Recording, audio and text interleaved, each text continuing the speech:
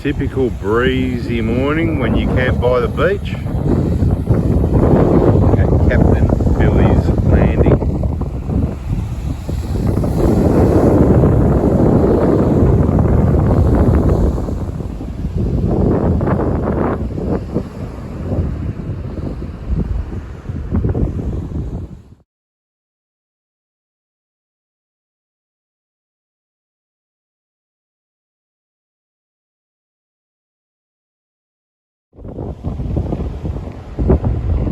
Bit of erosion on the sand dunes. Don't know what they're up to.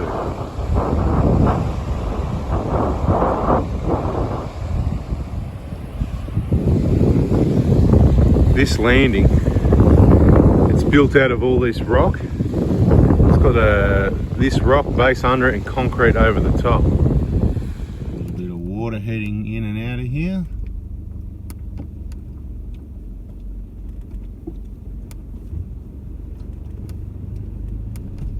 Just a puddle, but you know, a bit more water, just a few puddles here and there. Nice clean water, we like that.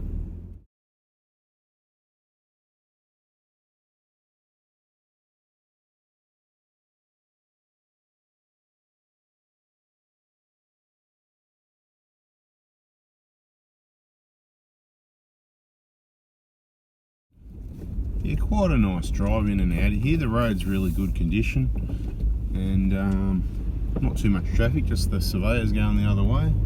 There'll be some campers coming in later, no doubt. There's maximum 8 cars and I think 18 people or something like that for that camp area. Got to book it online, of course. To speak properly, for some people that complain I don't speak properly. You get that. There's a couple of sections of straight roads where you can cruise along sort of 60 k's like this, nice and straight. There's some speed hump whoop-de-doo things. You can get some air over if you're going a bit too fast. Here's one of them. Just nice. But when you get to the bends and the slower areas, keep it under around 30, 40 or less, depending on conditions. Single lane, a lot of it's narrow, you can't see the oncoming. Could be dangerous, have your headlights on of course. Take it easy, always spotting those oncomings. But yeah, where it's straight like this, you can get along a little bit, remembering wildlife could still pop out in front of you. There is a little lookout. It's about 19 kilometres from the landing, which would mean it's probably about 8 k's or something like that from the main entrance. You can't miss it. When this road was built, it was probably about a couple of metres wider. You can see the vegetation at the sides. Pretty much single lane though, with just enough room to get past, and that's what it is still, except for a few trees in the way and places you've got to watch out for.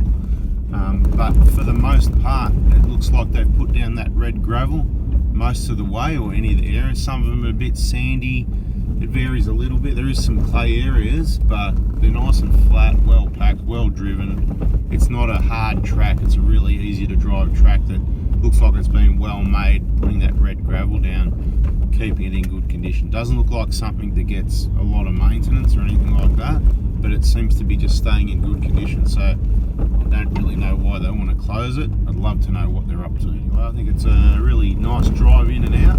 The landing's good as well. A lot of people say, oh, it's too windy. The wind's the only negative of the whole place. There was no mozzies, no midgies, nothing else annoying you like that. So, you know, the only thing you got to put up with is a breeze off the ocean. I think that's first world problems. Obviously, if it's really windy, it's going to be pretty painful. Watch out, chook. Yeah, they run fast, and when they really want to get going, they fly. As I was saying, I can confirm, regardless of what the maps say and what the sign says, I've just measured it. It's just under 27 kilometres each way. We are now heading down the smooth area of the PDR. Going to take the shortcut through to Weeper and refuel. That'll be our first full refuel since Cooktown. Up the top at Bamaga, I think I put in 30 litres, 33 litres or something like that as a calculated splash top up to get the job done in and out of there and down to Weeper with a bit of reserve where we can refuel at about $2.25 instead of $2.80 because we can. Yeah, have a look at the road. Left side's green, right side's red, because the prevailing winds seems to be always coming from the east, blowing over to the west side of the road, painting those green trees red like dirt because of people. It's got to be a contributor. Dare I say that word? CC, not Canadian Club. Well, this part of road heading south all the way past the ranger station turn-off, which is the, bypass to Gunshot, whatever the case may be, all the way down to there, and this is continuing down from there. The road's obviously been recently fixed up. It's in really good condition. 80, 90 k's, no problem. Take it easy, drive to your own ability, of course, and on those bends remember to slow down, because some of them, if they watered them down and they're a bit tighter, you might just slide off and end up in the tree. Someone did roll a car not that long ago. See if we can get some footage of it. It's still on the side of the road when we go past, but yeah, it's oncoming. Should have your lights on. Well, I can't help myself. I'm going to give some 4x4 diesel driving tips. When you're driving on a road like this and it's busy and dusty and people coming the other way, if it's corrugated, you want to skip over it. It's sort of 80 k's plus. If you can't do that, that's fine. Just let everybody else that can past, because it's better for you and your windscreen and your engine, and it's better for everyone. So this is how you deal with normal oncoming. Say you got two cars doing 80 k's or faster. Quite often people doing over 100.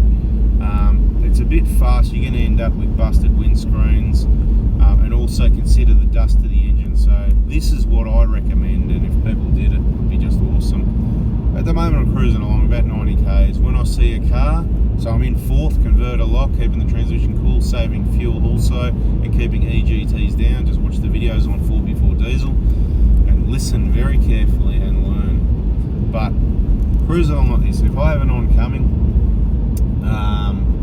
once they get within a few hundred metres, I'm going to back off the gas, I'm going to click it into drive, the revs are going to drop down, so the engine's sucking minimal air, which means less airflow, means less dust, regardless of how good or bad your filtration is and what make or model. It doesn't really matter. And of course your vehicle slows down. That means less rocks being sprayed off the tyres, because a lot of the time people are on the power still and in two-wheel drive, and that's what really flicks rocks up. Thanks for that. And then the other thing you do, as you get near each other, you don't have to do it hundreds of metres up the road, but as you're within 50 metres, move off to the left as much as you can, as safely as possible without going stupid, you know what I mean? Or you can, some people just like to pull over on that left side there. So what you do, you see someone in your mirror with headlights, you go, well, they're obviously travelling faster than me. So you just slow down, you pull over, and they can just cruise past, because if you don't, they're probably just going to get impatient eventually and go, well, I'm going past, and then you make it hard for them, and then you don't like it, and then you speed up, they're going to go even faster. You're both all going to get sprayed with rocks and fill up your air filters and wreck your engines, right? So something to think about. That's what I reckon anyway. Once the dust clears, you move back onto the road, click it back into fourth, get converter lock, and gently build your speed up, doing it slowly. Again, less air into the engine while it's still dusty. Once it's clear is good, and by accelerating gently, you're saving wear and tear on your tyres, because you're going to get a certain amount of slippage on your tyres, and that's what wears them out on the rough stuff, like sandpaper, funnily enough. Think it through. So just drive gently, look after the vehicle. You're going to add hundreds of thousands of kilometres to the life of the vehicle if you drive it nice. There's the Mazda from the other day. Did you see my other video? All good, Pete. That's what I'm saying, people. You got to make sure your vehicles are reliable, well set up, because if it's something happens and you're on the side of the road, no tow trucks coming anytime soon, unless you're lucky. Don't get me wrong, there's tow trucks around, but not many, and they're busy. There's people drowning their vehicles, keeping them busy. So just beware if you're living on the side of the road. It's going to get cleared out, mate. Everyone's going to take what they want, so take what you want and kiss it goodbye, or fix it up, travel with others, and tow the vehicle to a safe place. Bada bing, right? So what I mean, off the gas, moving left, into drive. There's dust everywhere. I'm not on the gas yet, slowing down. Not ideal, because we want to keep moving, but it's not corrugated, so it doesn't matter. Now it's clearing up, back into fourth, converter lock, gently on the gas. And now that we've got clean air, gently getting going again. There's not that many cars that, and if you just want to punish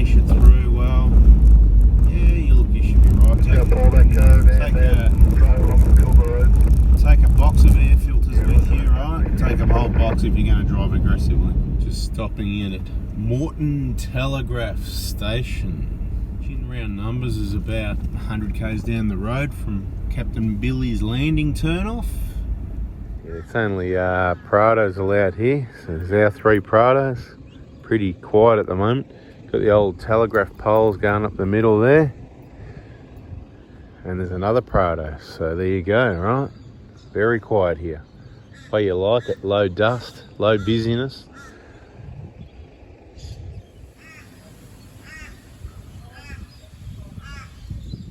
Who said you can't come up here on road tyres? Not me. Beautiful. All good? Yeah, it's all good. Yeah, I'll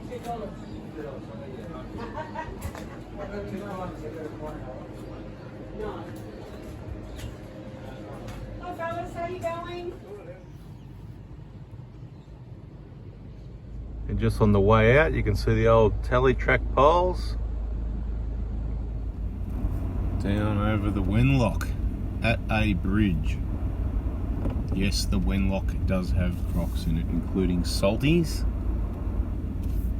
So we've just driven down the PDR past the start of Frenchman's at this stage and turned right at the Batavia Road to head into Weeper and fill up those fuel tanks. Check out that side of the coast, maybe spend a couple of a day or two there, have a bit of a look around, and then we've got options to which way we're going to come back out, maybe back up here and up to Frenchman's. I think the Wenlock will be fine. Just that Pasco crossing, you know, it's just deep and should be right, but you never know. And then recovery, you know, cars veer stuck, wet, full of water and mucking around with crocs in the water, you know. So I'd say, yeah, pop in at the Moreton telegraph station, you know, sort of give them a bit of support, get something to eat or a drink, even though it's expensive, because that's what you do to support these places to keep them open. They need to pay the bills to keep running. Nice big water hole right there. Oh no, it just looked like at the angle I was on. I was going to say, it looked like a foot deep of water, you know. Anyway. Alright, there's one that's on its side, burnt out, spare parts. It's a Prado. More spare cars, another one over there on the right. We just turned right onto the PDR from the shortcut road, headed towards Weeper. Spare car on the left and a broken down cruiser on the right. And on the other side back there, maybe just a tyre change. We have a burn smoke screen. Spare tyres. We are just at Weeper. Been told by one of the bloke that works at the grog shop, kebab's good, so we're waiting for our kebab. We'll let you know, give you a review. We are going from Weeper to Moreton, across the 1-lane bridge over the water. Thought you might be interested in seeing that. Yeah, thought you might be interested in seeing that. Bit of yak on the radio. Soft sand. The other Prado's backed up to have another go. There it is, second time round. Beautiful. Yeah, it's a quick one. Nice spot out here. So people, have a look at this. Beautiful. Might have to let the tyres down. I haven't gone down to sand pressures yet, but so far so good. This is just coming up to the, what's it called? What's the name of the river? Pennefather. The mouth of the Pennefather on the beach. Bloody beautiful. Eh? What a spot.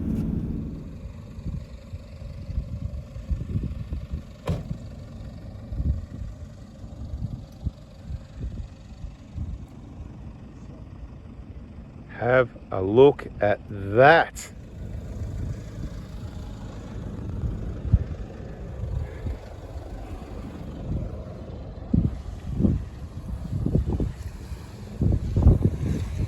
What are you doing, you pelican?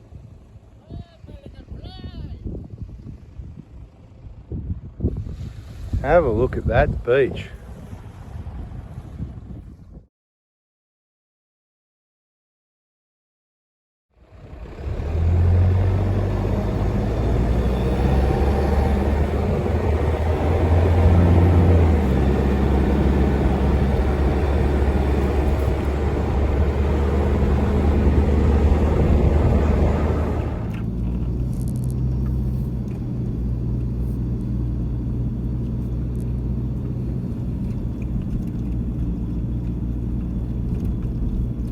just let the tyres down from, I was on hot tyre pressures, 22 at the front, 25 at the rear, which I wasn't sure what they were, but that's proven perfect for the last 1,500 kilometres from around, I don't know, Cooktown, was it? We let them down up before that, you know, wherever it was in York.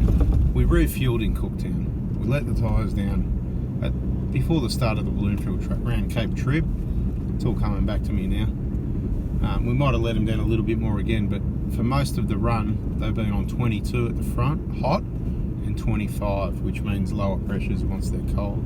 Don't know what they were, they're cold. We just let them down to about 18 to 20 all round. They're hot, so if it was cold, they're going to be about 15, something like that, which is not a bad sand pressure, but they're still up a bit because they're hot, so they're not really that bagged out, but it's not like there's really soft sand and we've got much of a problem. Just thought I'd give you some info, show you some scenery, blah, blah, blah, blah, blah. The mouth of the pennefather, if I remember correctly. I haven't got a map in front of me that tells me. I just sort of follow my nose, go, yep, whatever. I think that's what they said. I haven't been here before. Bloody awesome spot. Got a little swimming pool on the right. Could be a swimming pool for crocs as well though. Everywhere around here, right? So maybe a quick dip and that's about it. Or maybe not. Are you going to risk it for the biscuit? But what an awesome spot, yeah? Unbelievable.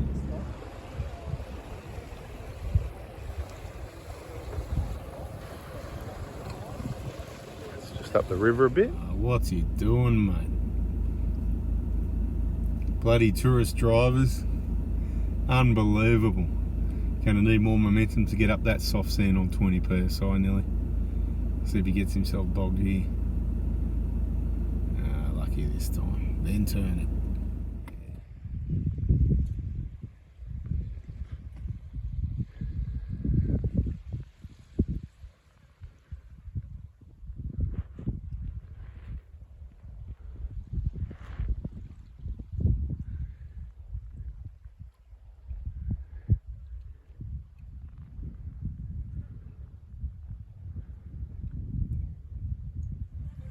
Yeah, I'll show you this spot. This is where we end up by the end of the day.